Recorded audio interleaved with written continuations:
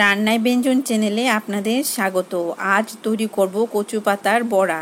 টক ঝাল মিষ্টি এটা হবে, খুবই সুন্দর। এই যে পাতাগুলিকে কিভাবে কি করছি চলুন দেখি। এর জন্য কচু পাতা নিয়েছি, আরবি পাত্ত কি পকোড়া। এই যে পাতাগুলি এই জায়গাটা ছুরি দিয়ে কেটে নিতে হবে আস্তে ধীরে। একটু সময় দিয়ে দেখিয়ে দিচ্ছি। এভাবে করে শক্ত জায়গাটাকে কেটে নিলাম। এখন এটা সফট হয়ে যাবে। এই যে পাতাটা এভাবে সবগুলি পাতা ধুয়ে নেব। কচু পাতা কিভাবে ধুয়ে নিচ্ছি দেখিয়ে দিচ্ছি। কচু পাতাগুলি ভালো করে ধুয়ে নিচ্ছি। কচু পাতাগুলি তো জল ধরে না, কিন্তু এভাবে ধুয়ে নিলে বালিগুলি চলে যায়, পরিষ্কার হয়ে যায়। এভাবে ধুয়ে নিলাম সবগুলি পাতা। এখন লেবু নিয়েছি, লেবুর রস বের করে নেব। এই যে লেবুর রসটা এভাবে বের করে নিচ্ছি। এভাবে লেবুর রস বের করে নিলাম। দুটি লেবুর রস নিয়েছি, পাশে বেসন নিয়েছি। বেসনটা লেবুর রসের মধ্যে দিয়ে দিচ্ছি। নুন দিচ্ছি, হলুদ দিচ্ছি আন্দাজ করে। ভালো করে মিশিয়ে নিচ্ছি। শুকনো উপকরণ ভালো করে মিশিয়ে তারপর জল দিয়ে দিচ্ছি। জলটা দিয়ে ভালো করে একটা সুন্দর ব্যাটার তৈরি করব। এরকম ব্যাটার হবে বলবো আমি।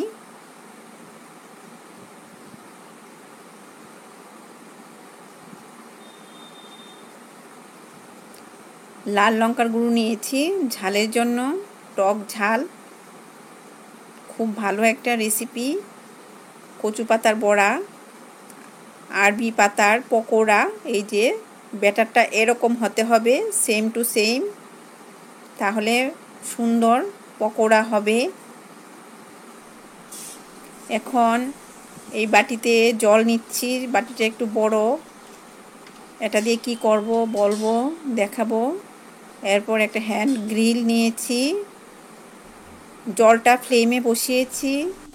প্রথম যে কচু পাতাটা দেওয়া হবে, এই পাতার প্রত্যেকটা শিরা এভাবে পরিষ্কার করে নিতে হবে, তাহলে কচু পাতাটা সফট হবে, ভালো করে মুড়ে নেওয়া যাবে, পকোড়া করতে সুবিধা হবে। এর জন্য এভাবে ছুরি দিয়ে পলিশ করে নিচ্ছি, আঁশ তুলে নিচ্ছি, শক্ত জায়গাটা তুলে নিচ্ছি। এই যে কচু পাতাটা নিলাম, এর উপর খাট্টা মিঠা তিখা বেসনের ব্যাটারটা এই কচু পাতার মধ্যে ভালো করে মিশিয়ে নিচ্ছি। মানে টক ঝাল মিষ্টি সুন্দর একটা ব্যাটার তৈরি করেছি। এই ব্যাটারটা এভাবে মাখিয়ে নিলাম কচু পাতার মধ্যে। এরপর আরও একটা পাতা দিলাম, এভাবে আবার ব্যাটার মাখিয়ে নিলাম। এভাবে করতে করতে 5-6টি কচু পাতা ভালো করে বেসন মাখিয়ে এভাবে হাত দিয়ে 2 হাতে মুড়ে এভাবে মুড়ে নিলাম। এরপর সুতো দিয়ে বেঁধে দিচ্ছি। খুব আস্তে ধীরে কাজটা করতে হয়।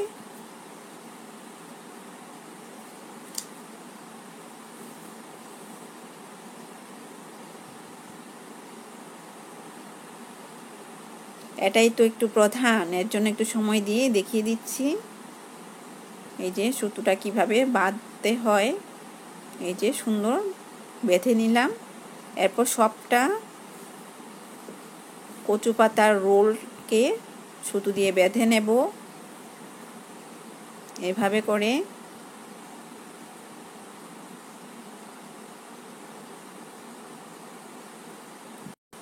সুতোটাকে সুন্দর করে ডাবল সুতো নিয়ে ধুয়ে তারপর বেঁধে দিচ্ছি। এভাবে করে 2টো গিট দিতে হবে।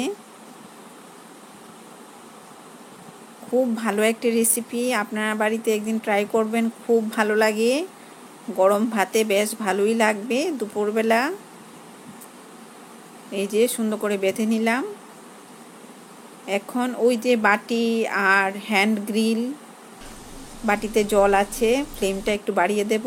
আর বেসন দিয়ে কচু পাতাকে যে সুন্দর করে মুড়িয়ে সুতো বেঁধে দিয়েছিলাম, এটা এখন 20 মিনিট পর উল্টিয়ে দিচ্ছি।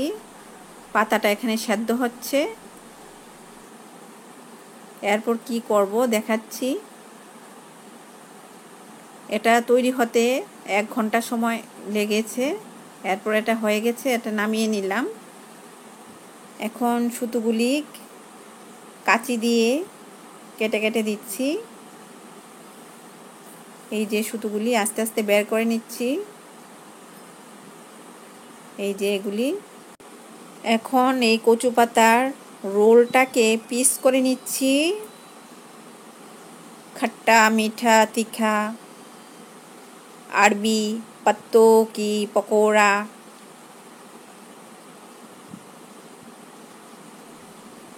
এখন প্যান গরম করে সরষের তেল দিয়ে দিলাম, একটু বেশি পরিমাণেই দিতে হবে যেহেতু কচু পাতার বড়া হবে।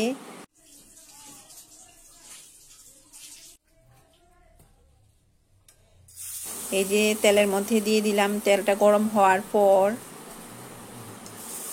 আস্তে ধীরে সবগুলি দিয়ে দিতে হবে লো ফ্লেমে। এই যে কি সুন্দরভাবে দিয়ে দিচ্ছি। যারা কচু খেতে ভালোবাসে, কচুর শাক খেতে ভালোবাসে, ওদের কাছে তো এটা খুবই ভালো লাগবে। টক ঝাল মিষ্টি কচু পাতার পকোড়া রেসিপি খুবই ভালো লাগে। আপনারা একদিন বাড়িতে ট্রাই করবেন, খুব ভালো রেসিপি। আমার চ্যানেল প্লিজ সাবস্ক্রাইব করবেন আর বেল আইকনটা অবশ্যই প্রেস করবেন, তাহলে নতুন রান্নার নোটিফিকেশন সবার আগে আপনার মোবাইলে পৌঁছে যাবে। এভাবে তৈরি করে নিলাম কচু পাতার পকোড়া রেসিপি। আপনারা সুস্থ থাকবেন, ধন্যবাদ।